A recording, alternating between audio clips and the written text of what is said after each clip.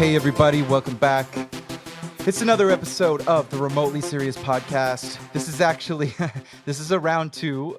You won't have heard round one with Lars Willemse, my guest, because we tried to do it and I had some audio issues getting it all set up. I wasn't in my normal audio setup. And so Lars has been very gracious, very charitable with his time to come back and try again. I'm sure, like many first drafts of anything in history, the second draft will have a better opening night than our dress rehearsal, and I'm sure this will be a great conversation. But Lars, I'm glad you're here. I'm excited to talk about real estate concepts. I'm excited to talk about the Vivel network, like I did with your co-founder Mine recently, and I'm glad to have you back. For sure. Yeah, no, I think sometimes, things can happen and you have to come for a second round. I hope it's not going to be a third luck is the third charm is I don't know the exact saying, but I know that there Yeah, is like fool me once, hopefully we second time's a charm. This will be the best one yet. yes. Yeah. So I think we're definitely prepared. We have already spoken and have had a very interesting conversation, so I think it can only go up from here. Yeah, let's jump right into the hook. So I'm even gonna. I've been thinking about how to make this podcast have the kind. I'm a millennial, but I want to think like a Gen Z, and right from the. I'm probably already too late in the first 5 seconds. I should have been like, hey, if you're listening to this podcast, here's what you're gonna learn. But I'm a little bit of an old timer, and I like to get into it like the old talk show host. So I'm a little bit slower than that, but I still want to put a hook up front, and we can jump right into one of the hooks, which is I think anyone listening by the end of this podcast, you're gonna learn a thing or two about interesting and novel concepts for funding the purchase of real estate. That's a little promise I'm gonna make and put us on a little bit of a walking the plank out, and then sort of you know putting ourselves out there and saying we're going to walk it back and make sure we hit that promise.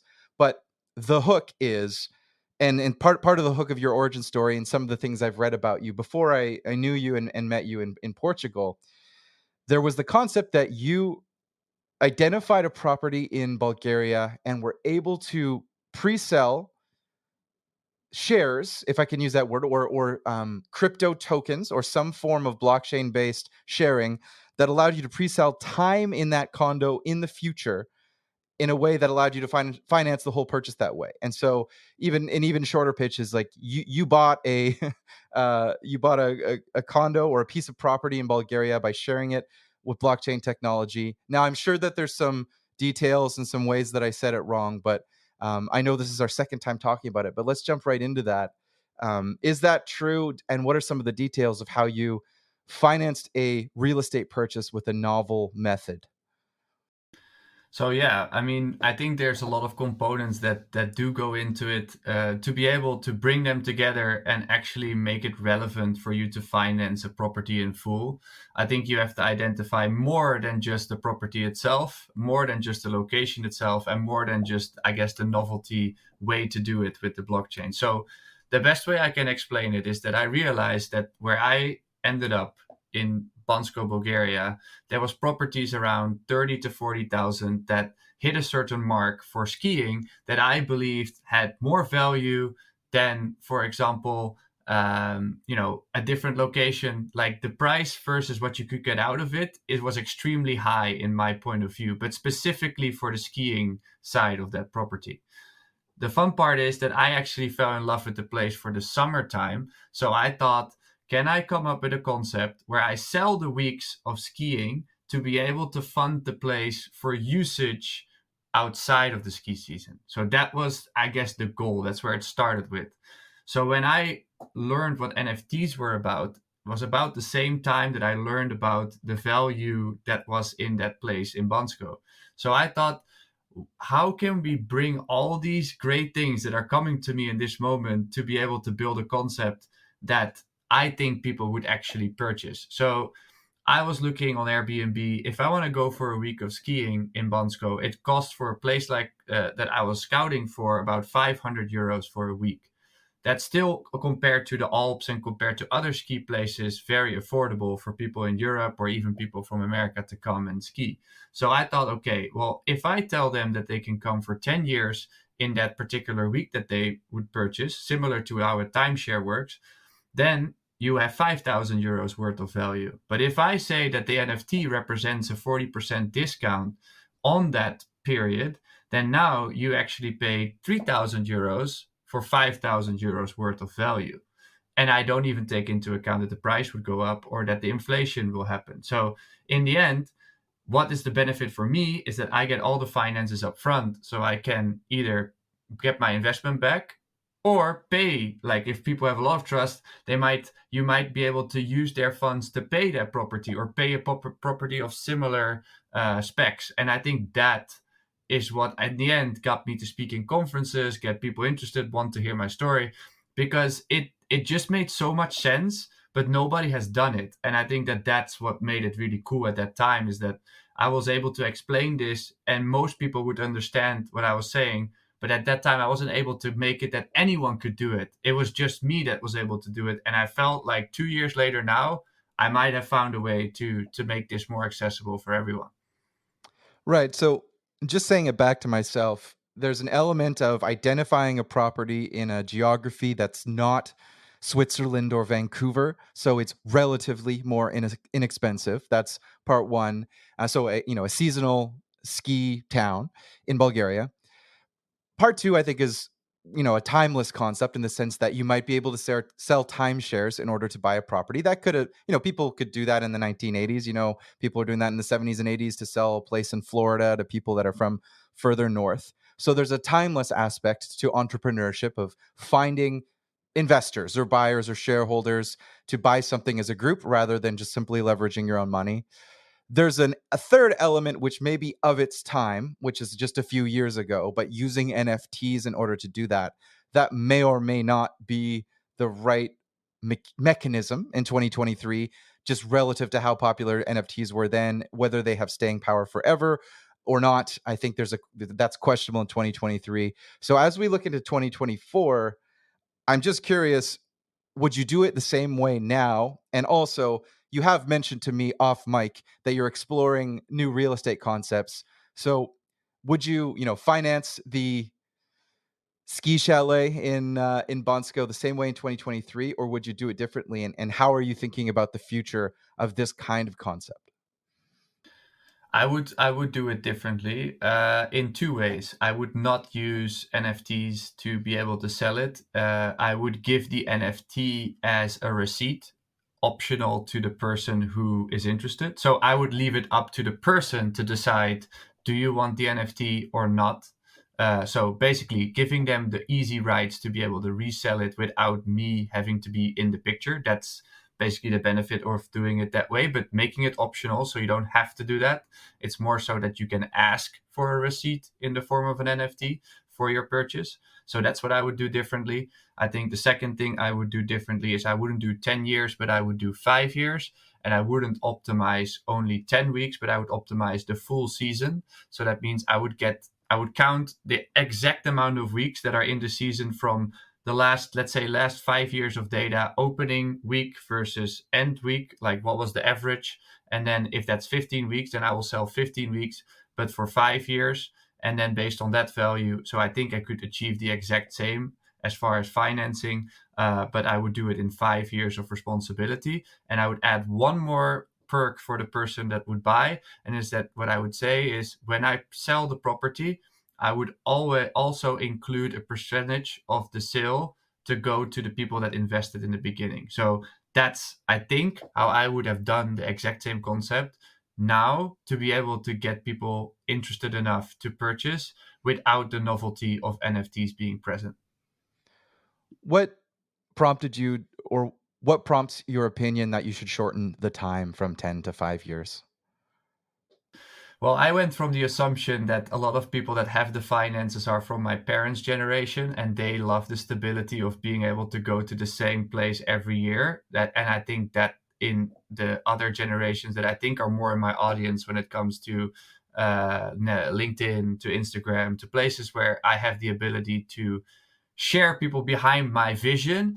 I think that they are more flexible than my parents' generation, and that means that 5 years for them is overseeable. 10 years is like what the hell am I going to do in 10 years? I don't even know if I will be using that. And I think that that makes the difference. It's the flexibility that people are seeking. So in the end, I also think that maybe they won't even use the timeshare themselves. So I think that that's another element that I have very much presented from the beginning to people. It's like, you don't have to use it yourself. You can have business relationships go instead of you. You can have friends go instead of you. You can have family go instead of you. As long as you let me know a month before who is going to show up, then everything is fine. So I think that that's the flexibility element that I believe the NFT at the time gave. And I think that this time around, you just have to be more communicative about what are their possibilities with that week of skiing.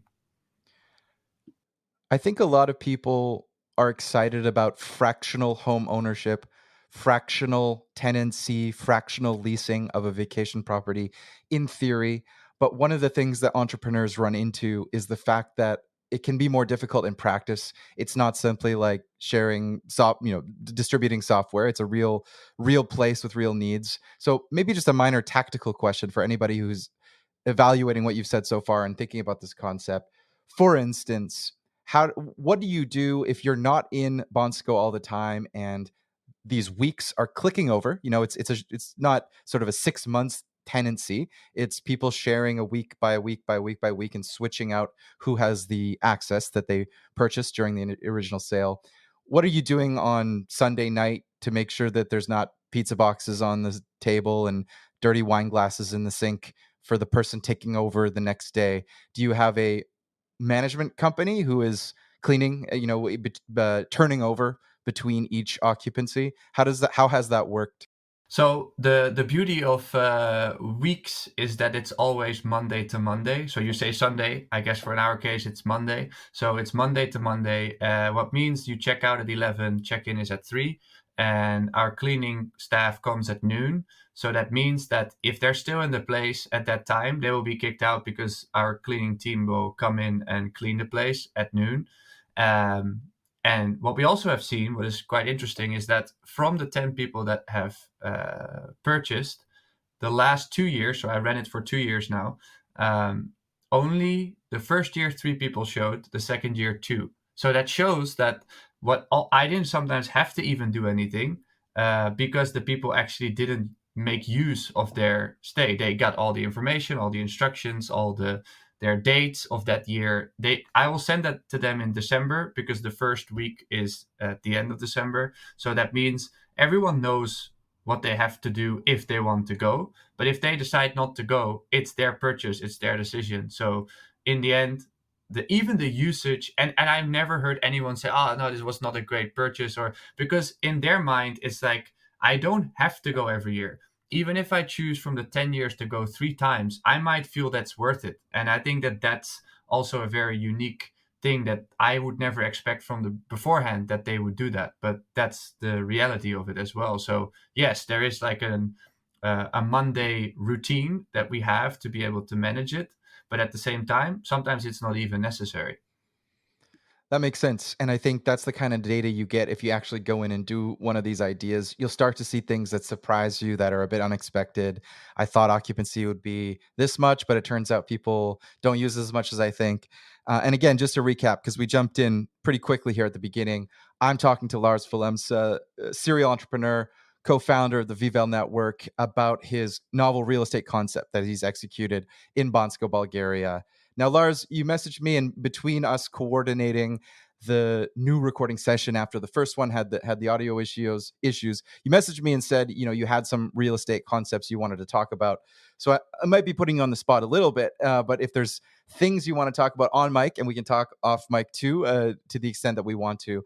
But if you have any on mic ideas for what you want to do next, what kind of concepts you see in the future, I'd love to discuss it for our listeners.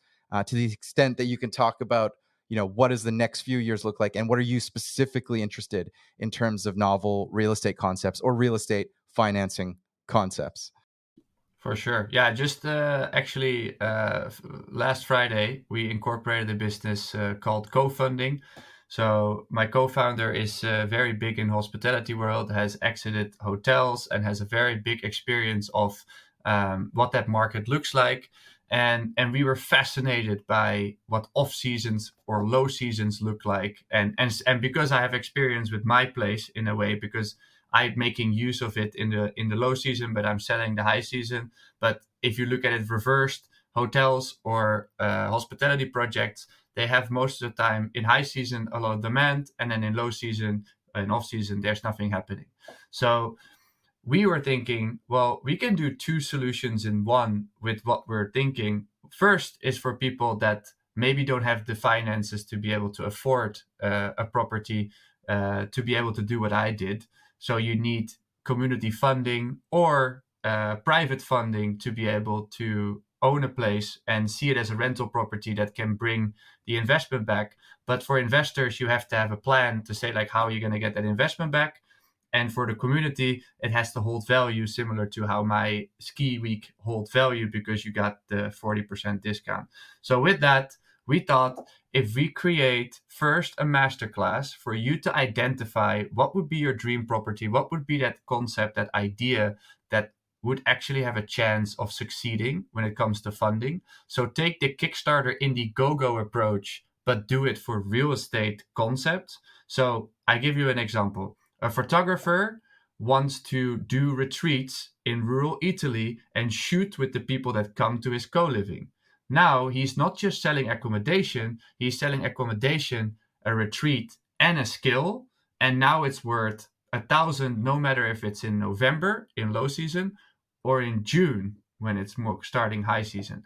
And that changes everything, because that means that the value of a property is not always identified by its location or its season, but it can be identified by the skill set that's being provided by the person who rents out the home. And co-livings have changed that game. So that's just an example. You could see it as buying a piece of land in a non-valuable area, but turning it into a valuable area by creating cabins or tiny houses and bring people together, and for a particular reason. If that's surfing, tennis, like you can be super creative. And we want to build a framework where people can come, like an incubator almost, with ideas and pitch them to private investors if you don't have the finances yourself to buy a €1 house or a plot of land in a place that is cheap.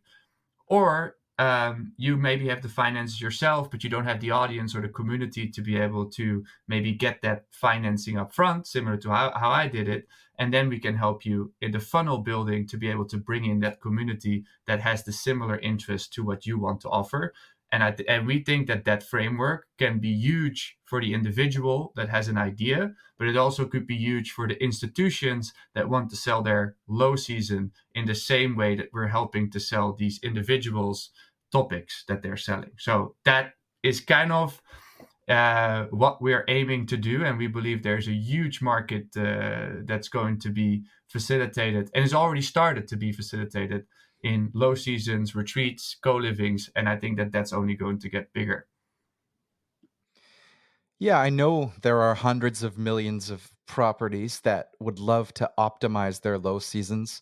Just from limited experience for me, even just visiting Croatia and Italy and other places, I know they're there. There are definitely hundreds of millions of people that would love to own a nice piece of property and make use of it and be a real estate entrepreneur or some kind of innovative entrepreneur with a vacation property or a retreat property. For the third group of stakeholders, which is the potential investors or stakeholders in the crowdfunding. So when a property is identified, an entrepreneur says, I'm going to optimize this property. Maybe I'm a photographer. Maybe I just want to sell it because it's an interesting location. Then they go and conceivably they use your platform to seek partners. You mentioned it's not it's probably not, or it's not NFTs that they're using to bring in these other investors. Now, looking forward to 2024, what is the mechanism for, let's say, in a rural Italian property that is totally underused? It could become a retreat. How are people from, I imagine, all around the world who are not the entrepreneur or the property possibly investing or participating in the funding of this project? Yeah, so I think that's a great question, and I think that this is also the essence of doing a workshop or a masterclass, is to educate people on what are the hurdles why you're not doing it. Because just like you just said it, I've learned a bunch of things just by doing it, and I think that the problem is that many people don't actually take the step for doing it. So we have to identify what are the hurdles for them not doing it. If we can identify what those hurdles are, and we can provide a solution to be able to step over those hurdles. So for us, it's like if we can create a weekend workshop where you can get your property identified and get a pitch up and going, and then we organize pitches to potential investors that might want to give you the loan, so you don't have to go to a bank. You're going to a private lender that says, you know what, I believe in your concept. I think if you're launching this crowdfunding campaign, you can raise way more than I'm loaning you right now. I can loan you the money for this house that might be 60,000 in Italy that needs some renovation. So I believe you will be able to raise 200,000 with this crowdfunding campaign. So I can get my interest on the loan, and you can do your renovations to be able to execute it. And maybe I can use it myself because I really believe in what you're doing and I love what you're going to be. So that's kind of the first thing that you have to do is, if you can finance it yourself and you don't have the cost for the renovation. We already spoke with Indiegogo because that's the platform where we will start with. They're going to allow you to do these concepts if you can prove ownership. You don't have to have the renovation done, but you have to prove that you own the land or you own the home, and then that you're going to do the plans with the finances that the crowdfunders will give you. And that, I think, is going to be the mechanism that we would use in 2024 to be able to make these projects a reality. So we help them get the finances in loan format from investors that believe in their concept, kind of like Shark Tank style, where it's like, okay, this is the pitch for this home. This is what we're going to do with it. This is the projections that we have to be able to make the income back. But we also need the renovation cost. So this is the target for the crowdfunding campaign. And we go to Indiegogo, we say, look, they've purchased the house and now they're wanting to do a crowdfunding campaign that can basically fund for 200 people that come and stay for a week and do the painting or the videography or whatever it might be. And with that, it kind of changes the way that you look at housing, because now housing could also be a Kickstarter for a business, right? Your first 200 customers are financing your home, and then you paid zero yourself, right? Because if you get an investor to pay for your house and you're paying the investor back with the money from other people wanting your service, then now we actually have changed the real estate game and made it a lot more business driven, rather than just by itself renting it out and just looking at the house as the place that is the value. Now the value is also a bit tied to the person who facilitates it. So that is, in short, what I would say is like the overall framework that we would be able to use to finance almost anything that is kind of in that range that you described, where it might be undervalued, you might have the ability to purchase it, but you can make it attractive because of your skill set and your creativity.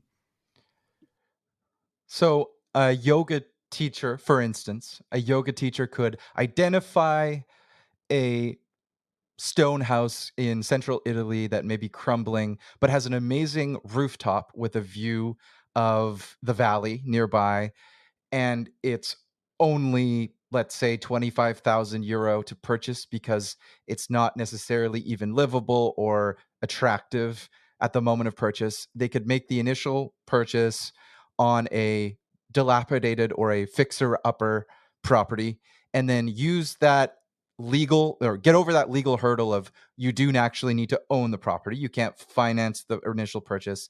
Go onto the platform, which may leverage the Indiegogo tech stack, and say, hey, with the next 75,000 euro, I'm going to revamp the whole property. There's going to be a um, it's rooftop area for teaching a yoga class. It's going to be this amazing workation location. We're getting Starlink internet. You can come here, stay in stay in the village, stay in the property, or stay nearby. And I'm going to give yoga classes on the top floor. Again, this may be not the best business plan, or just sort of a simple business plan that needs a lot more details worked out. But it's something like that where they could purchase the property and then take the vision to the next level. And I assume that Indiegogo's tech stack or your tech stack won't allow you to create a security or a stock, but there's some kind of perk or timeshare or lifetime membership or something that could be given out in exchange for that ability to finance the next phase of the vision for the property. Yeah. I won't go too much into maybe the way that this will work as far as like, so I can give like a maybe a general explanation of what the funnel would look like. And I like your example of the yoga instructor that basically visualizes the nature with what she wants or he wants to facilitate. And then the house where you can stay and you can create a community around it, and 200 people that basically buying a yoga retreat in advance at a discounted price. Like that's like kind of the order or the offer that you're giving on Indiegogo. So we have found, based on marketing, I have a marketing and advertising background. I'm now maybe more of an entrepreneur, but that was my background. So what we have found is that if you actually do a pre-campaign where people make a deposit where they can lock in that they will be one of the 200 people and they pay $50, but the retreat itself costs 750, what you do is you make them have to pay a $50 deposit, and then you run an email campaign right before the Indiegogo campaign goes live and during the Indiegogo campaign. And what you say is, if you don't redeem your deposit, you will lose your deposit. And people have 30, this is like the statistics, 30 times more they're going to purchase the $700 Indiegogo campaign when they make the $50 deposit. But the $50 deposit, if you do ads and run ads to it, the chance of that converting is way higher than if you would go straight direct advertising to the Indiegogo campaign. Your campaign will most likely fail. And you bring people that have purchased the deposit into a Facebook group or a central place where they can talk with each other, where they can kind of get that excitement going. You have this kind of this momentum. Maybe they start talking to their friends about it. And that is the kind of the marketing element that we believe we can offer to that person that wants to do it. But maybe even more importantly, we can give that guarantee to the investor that might loan them the money if they didn't bring in the money themselves. And I think that is going to make it that almost any idea that has some merit can actually succeed in this framework. And the investor knows that if they don't pay the loan back, the asset can actually be collateral. So you could even like secure your investment this way. So I think that there's really no way to really lose in this. It's just by not going to the banks and having a person dealing with you rather than an institution is going to make it that more creative freelancers and maybe more creative people in general can start to afford these types of properties and make a reality out of their start of their business. Yeah, I want to talk about the Vivel network, but just one more point on this. I guess what you're saying makes sense, and I kind of framed it to you by creating a specific example of the yoga teacher finding the stone house in Italy, and you responded to that. But maybe stepping back from me leading the question, if I was to flip it and say, "Hey, in the next 2 years, what are the most exciting genres of this project that excite you? Any type of property anywhere in the world? Where in the world and what kind of properties? I mean, there's literally almost infinite examples of a property that you could fix up and turn into something. So which parts of the world or which types of properties are most exciting to you? Where do you think that the heat is going to come and the interest is going to come for these projects in the next year or two, if you're looking forward and planning for, where the first versions of this project might pop up? I'm gonna give you the cabin example, what I think is going to be one of the best things to be doing. Of course, this requires a little bit more research in like energy consum, how you get your energy, how you get your water, how you get your basically your utilities. That's the struggle of using that route. But I do think that's a very popular route. So I think if you look at the top 2,000 Airbnbs, I believe the best ROI when it comes to properties is cabins and tiny houses and those types of projects. So right now we're actually in talks with someone who has a concept that wants to build basically on the highest point of Bulgaria. They just purchased land, and now they want to put A-frame cabins above the clouds. And they want to make it a destination where people could propose, like a romantic couples getaway, that type of framing. And I think that that's a very interesting use case. But I also think if you go to the US, I think states like Arizona, Nevada, the southern states where the weather kind of stays quite good, like most of the year, like you can purchase land, like even like owner finance land for less than 10,000 euros, and you have the licensing ready to go to be able to build out this concept. So the moment, like I said, you go to Indiegogo and you say, look, we have all the land, we have the architecture, the plans, these are the drawings for what we want to do with the tiny houses or the cabins. This is super lucrative. I'm talking a hotel room is 150 and this is 250 a night, because people want experiences, not hotel rooms.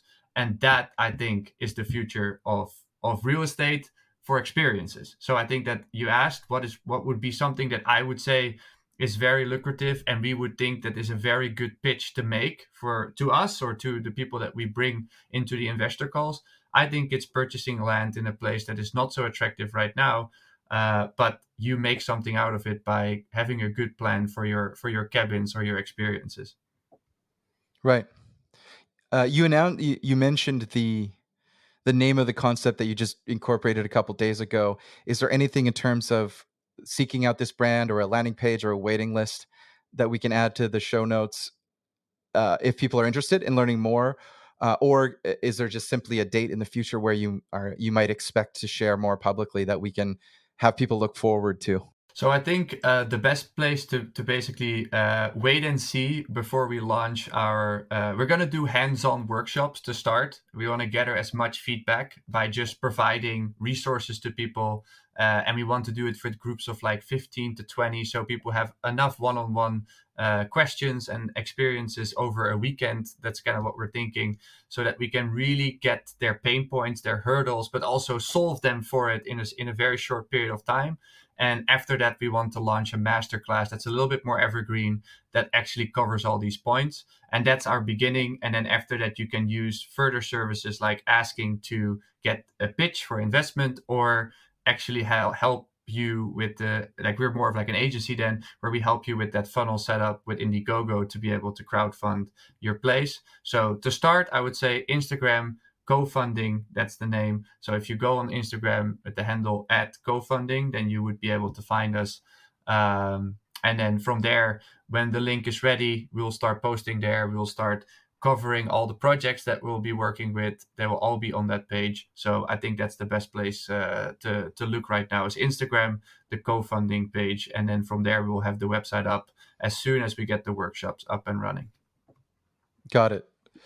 So we spoke with your co-founder at the Vivel network a few weeks ago. I think if you're listening to this episode, that other episode might just be a few episodes back in the history. If you want to go find the conversation with Mina, you had an event in Turkey, which is a very interesting part of the world right now, up and coming possibly as a destination for builders, entrepreneurs, remote workers. But Mina and I also talked about some of not the drawbacks, but kind of the culture. It's not necessarily as advanced in having co-working spaces and remote workspaces and tech entrepreneur and crypto entrepreneur culture, but it's up and coming and it's a beautiful place for people to meet.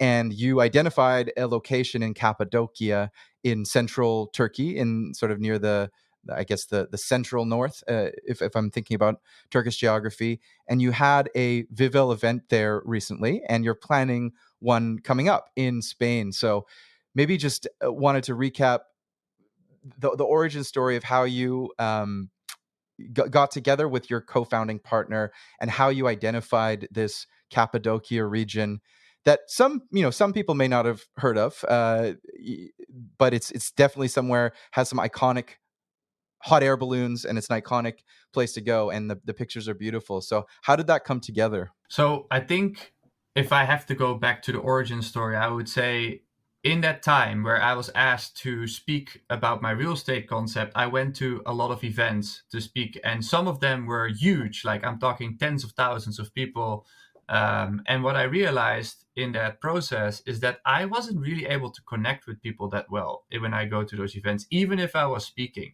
And that's because a lot of it was like a transactional business card exchange type of dynamic. What kind of feels a little bit unnatural. Like it feels like you have to be on your toes. After you're done, you feel almost drained rather than energized. In most cases, I'm not saying that every event's like that, but I feel most events I went to are like that.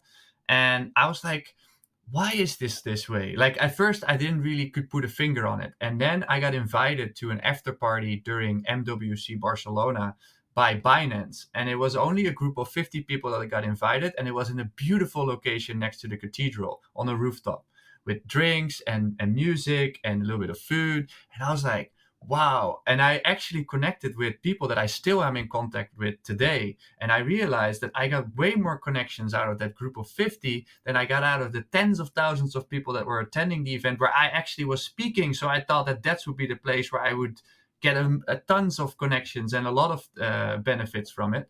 So I think that's where it started with. And then I realized, okay, what gave me inspiration of a place just like next to the cathedral on a rooftop in Barcelona? And I thought right away of the air balloons in Cappadocia. So when I thought of that, I was like, imagine if we do DJ sets there and then we go into that landscape and we find a hotel where we can basically bring everyone staying there together.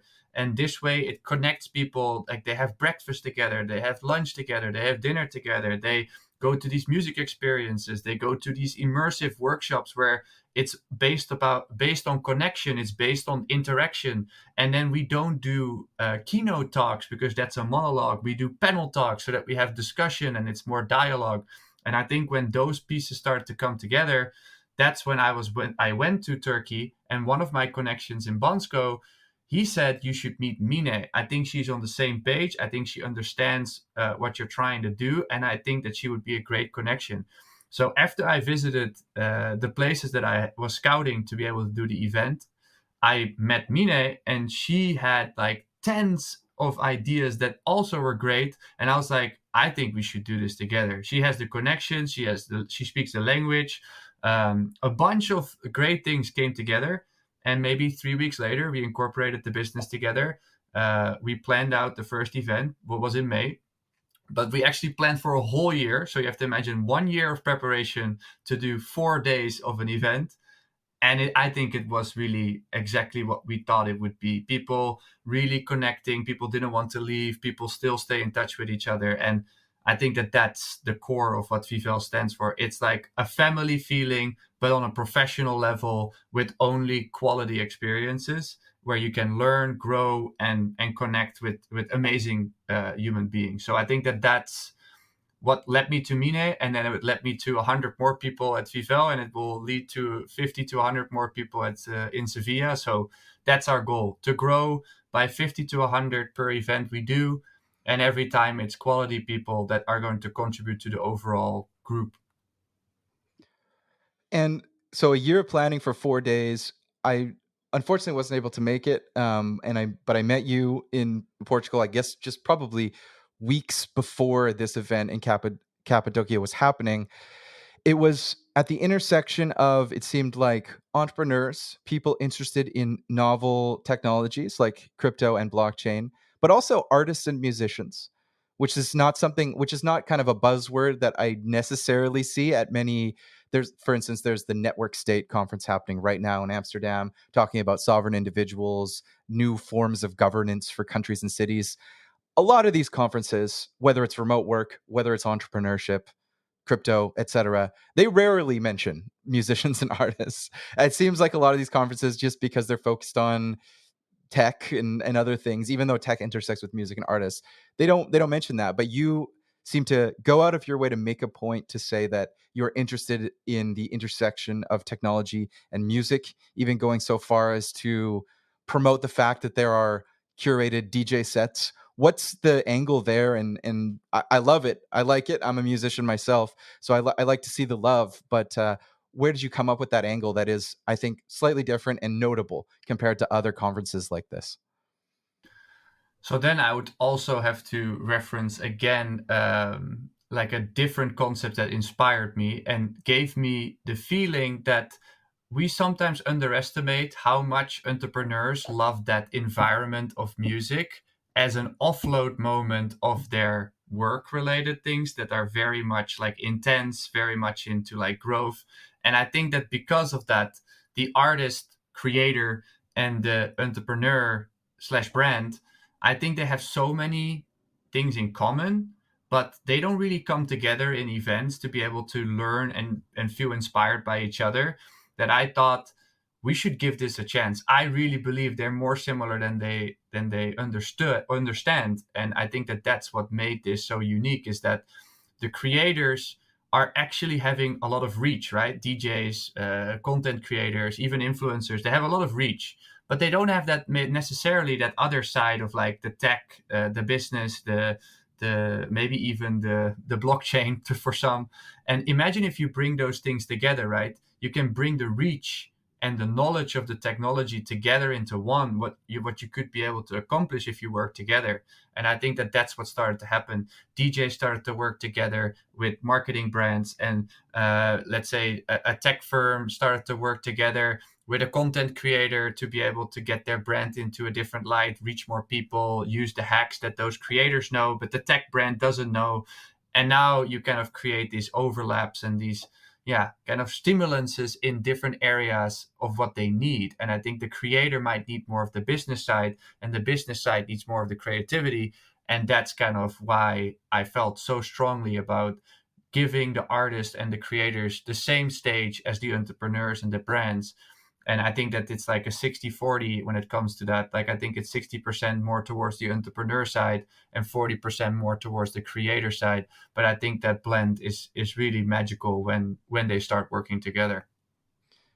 Yeah, my band, The Origin, I think you messaged me or commented on something in LinkedIn. I just made a LinkedIn post about a month ago or something like that, where we had someone buy 4 tracks on Bandcamp, and so we made $6 or $8, or we made $3 net of Bandcamp taking some of the money or something like that, and fees and payment processing fees. And basically just said, hey, this isn't a business. I said, it's gratifying to see that someone did this, but I can only imagine if you're really, that's my side, not even my side hustle. That's just my side hobby.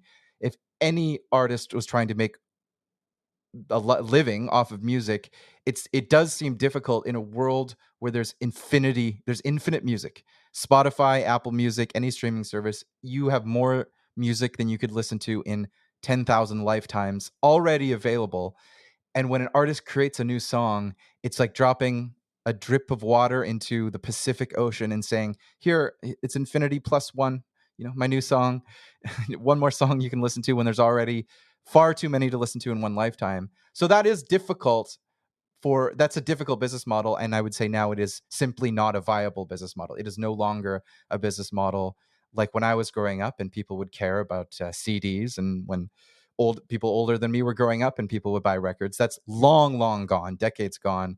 And there was some hope, I think, in the last 7 years that crypto and blockchain could change this. I remember signing up for, I'm probably still in some Discord groups and maybe have, tokens that are around blockchain for music. I haven't really seen anything take off, but it would be interesting to see if, just like there was a iTunes revolution for buying music for $1.99 that got replaced by a streaming revolution now, could something ever replace and disrupt Spotify and Apple Music and the various streaming services? Although there aren't that many, it's actually basically an oligopoly. But could those oligopolies get disrupted? I would love to figure that out with with someone at a Vivel conference and just see what's going on there, because I think some of the promise of that hasn't come through, even though we were excited about it, maybe back in 2017, 18, 19. So that's interesting. I don't really even have a question. I'm just excited about the possibility of maybe there being some innovation in this space. Yeah, I mean, I feel like I have many DJ friends, many artists that I basically jump on calls with out of passion. For me, I just want to be able to crack this code, just like you said. We can be sitting at a Vivel conference and be like spitballing ideas on how we can maybe make it happen. And I have many of these calls with the people that are contributing to Vivel and are looking forward to Vivel events because they know that they're going to be taking steps towards maybe making it a sustainable business model because they all want to. And some of these DJs have found a way to make it their living, but it's all based on gigs and it's not based on their actual music, what they would love to do. But they're forced to do gigs because that's the only thing that truly makes money to be able to sustain themselves. So I always think that the solution lies with the fans. So it's very similar actually to the crowdfunding model of the houses and the topics. I think that there is also the 100 true fans or 1,000 true fans. I think that that's where the true strength lies of what artists could become. And I think that requires a little bit of creativity. And some artists they are very much against this too, because they're like, well, I'm here to make music. I'm not here to create content and to listen to all my fans of like what I should be making, because then I turn into a wedding DJ rather than a DJ that plays for themselves. That's kind of like the types of things that I would hear. But I say, you can be creative in your own authenticity. Like find a way to connect with your fans and to give the fans something that maybe someone who isn't a fan like them would not be able to receive. So I think you have to start thinking slightly different. It's a mindset change, I think, for an artist to really treat your fans as like your family, similar to how we're building an event with Vivel for 50 to 100 people. That's how you should treat your song releases, your gigs that you play. Like involve your fans, and I think they would be willing to pay for it if they have a great experience and they love you. I think that they're willing to do a lot of things, and that goes beyond streaming. So if I would say what's the streaming revolution, I think it's the fandom. It's in the fandom, and if you can find a way to create value for your fans, and that can be emotional value too, then I really think that could make a difference. And I think it takes a few artists to be very creative like that, to give the example, and then a platform to be able to support that mentality, so that I think that fans could have experiences all the time, just like those experiences we talked about by having glamping or eco villages. It's the same thing. Music is an experience and it's a feeling, and I think that people want more of that. And the more meaningful it is, I think the better chance you have to make it a sustainable business model beyond streaming. But again, there has to be a framework, there has to be a platform, and it has to be adopted, that the fans understand what the value is in supporting an artist and knowing that it will be paid back tenfold, not just in financial outcome, but more so in emotional outcome. And I think that's might be the revolution that artists might have to look for. Your upcoming event is one that you're now planning to host in Sevilla, or Seville, as we say in English, in Spain. What did you learn from the Cappadocia event, and what tweaks, upgrades, or changes are you planning to make to the format of the upcoming conference in Spain? I think that we have a few things that we adjusted, and some things that we kept the same based on the experience and people having great feedback on it. But I think that the biggest thing is the meals that we share together is to have smaller tables, like the numbers at each table being smaller, so you have the ability to connect with everybody at the table, so that you basically increase the familiarity with the majority of the event. So I think that that's a big lesson, that going from maybe 10 people at a table to maybe 5 or 6, that's kind of what our aim is for this event, to be able to create smaller groups, so that they can connect with each other and feel familiar with each other very quickly. So in day one, we want you to already have met over half of the event. That's the goal. And then I think that the second thing that we adjust is that people went into this natural high in Cappadocia, but there was not enough breaks. So what that meant is that people didn't have enough time for themselves, or like have the ability to really take like some space, to be able to come back like fully ready and not be like super drained. So instead of doing parties at night, we do music experiences. So for example, we did on the second night in Cappadocia, we did a 5-hour music event. Now we're going to do like more like shorter, like the sunrise would just be one DJ set rather than two back-to-back DJ sets. The night event will just be the closing party at the end, so you can have a celebratory thing at the end, but it's not so much driven by that environment. And then having, let's say, instead of having a half an hour break, okay, half an hour to go to your room, then we got to go to the next thing. We maybe put like an hour and a half to 2 hour breaks in certain crucial moments for people to really have that space for themselves and recharge. So I think that those were the two biggest lessons and feedback points that we got, and we incorporated that into the Sevilla event. Overall, did you identify other locations besides Sevilla? And how did you land on Sevilla as a location? And maybe what, if you can say, what were some of the other candidates? And then in future, is this the plan? Roughly 2 events per year. Are you growing? Will you go back to Turkey? And what's sort of the plan for identifying these host cities for the event? So, I mean, I'll start with answering the question of how we got to Sevilla. Well, I think we were between, at the time, Dubrovnik in October, Sevilla in December, or Canary Islands in December. So those were the three options that we were looking at, even a bit at Morocco, but we didn't really identify too much in that area yet at that time. So those would be, let's say, the 4 places that we were looking at to be able to organize the event between October and December. We felt like October came too early for us to have success, so that's why Dubrovnik didn't go through. Then we had December. Then the conversations we had with the local people on the ground in both Canary Islands and Sevilla, and I guess in Morocco, we thought that Sevilla had the most promise as far as like what we could accomplish there. So that's the reason why we ended up going there. Again, we didn't have a year preparation. We only had like 4 or 5 months. So it was a bit different, and we had to make some decisions. And that's why it fell on Sevilla. And Sevilla is beautiful. I went there myself first before we made the decision, and I really loved it.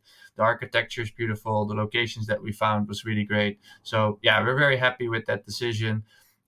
We think that we're gonna go back in May to Cappadocia. I can give you that right now, that we already have the dates like locked in, and we're gonna announce that on the last day of the Sevilla event, where people that are there can actually lock in their tickets at a price that would never come back again. I can give you that information now, and our idea for future is that we have learned that maybe the Sevilla thing we now did as like a main event might not be our approach in the future. So we think we're going to do a yearly signature event in Cappadocia, and then we're going to create meetups in our the most demographic. So let's say Amsterdam, we have the most of our members, or Barcelona, we have the most of our members, or Atlanta, we have most of our members. Then we're going to create 1-day meetups there with local partners. So this way we can grow our audience in local markets to be able to, in the end, bring everyone together to our event in Cappadocia. So we think that that's the best approach to be able to grow the presence, the visibility of the name, and everything around that. So I think that's like a very honest answer in saying that doing 2 events where it's one event in the same place and one event in a different place.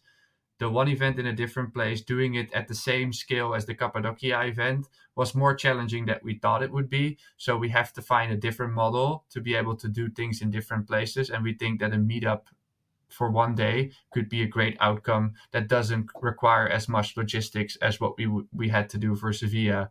But we are willing to do it for Cappadocia, but we're not going to do it for our second location. We might be doing 10 events per year if we can do it for meetups in our areas of our members. But I think that that's the better approach for us to grow and to make this society kind of what it is, an ecosystem, more sustainable. So that's an honest answer. That is Mm-hmm. very recent decision, but we think that that's the better call based on our experience now, where we have a lot of people that we can rely on in Cappadocia, and it's more difficult when you're going to a location where you might not have the same connections. What's the vision for, say, 5 years from now? Is it more and more and more meetups, or do you see new aspects of technology or different kinds of meetups or some kind of virtual network growing in different ways? How do you see the future, the medium to long term future of the network? Well, I think there is a place where we want to build an online network where we can create like a feeling as far as like the connectivity between the members that is similar to what you can experience in person in Cappadocia, let's say, and having outlets with meetups where there is hubs of people that can actually continuously come together in the Vivel mentality. Like that's kind of what we're trying to do is imagine you're learning the Vivel mentality by seeing the content online and implementing that in your smaller meetup groups in person with like the almost celebratory experience that happens in Cappadocia every year that kind of represents the vision and really has the visuals to go with it. It has the nostalgic, like almost mystic feeling that it goes with it. And I think that combined with the online place where you can actually showcase your vision, your mission, your brand, and I think that combination is what we see for the next 5 to 10 years. Like I say, I always said this: we're going to be doing this for the next 10 years for sure. I can promise people that I will put my hand in the fire that I will always be present for that community and build it out. I think that the meetups is something that can also come from other people's initiative, but I believe that the Cappadocia event will be something that we would be known for. And I think that's our overall goal in the long run, is to be known for that event. It's to be known for our vision. It's to be known for our Vivellers DNA. The people that come are all in that same boat. Like I can tell someone that is in line for this event or isn't. So when I talk to someone, I can always adjust my way of talking to them based on if they fit the description of what we would like to have at our events.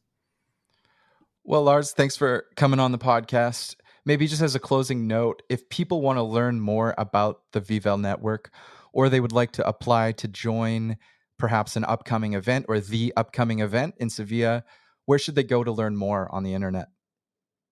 So I think LinkedIn or Instagram would be both places where you can have more of a visual representation. We do weekly LinkedIn lives, so that's a really good way to learn about who is part of the network, what you can learn from the network. And then the Instagram is more the visual side, the announcements for who's going to be speaking or DJing at the event. So I say that is Vivel XYZ. If you type it in Vivel Network on LinkedIn and then Vivel XYZ on Instagram. And then from there, the links will take you to the places where you need to go. I have to say, we only have one ticket with hotel accommodation left for Sevilla. So we only have one. So if you're seeing this on time, Go get it if you're listening. That is the last. You might be too late. It might, by the time this is live, maybe it's Yeah. already too late. But I think that that's the best place to look and to follow along. If you're more into the business side to learn about people, then I say LinkedIn. And if you're more into the lifestyle side of things, then I say follow along with the Instagram. Well, thanks, Lars. It's been great chatting with you again, and we'll hope to catch up again soon. So thanks again for coming on the Remotely Serious podcast. For sure. Thank you.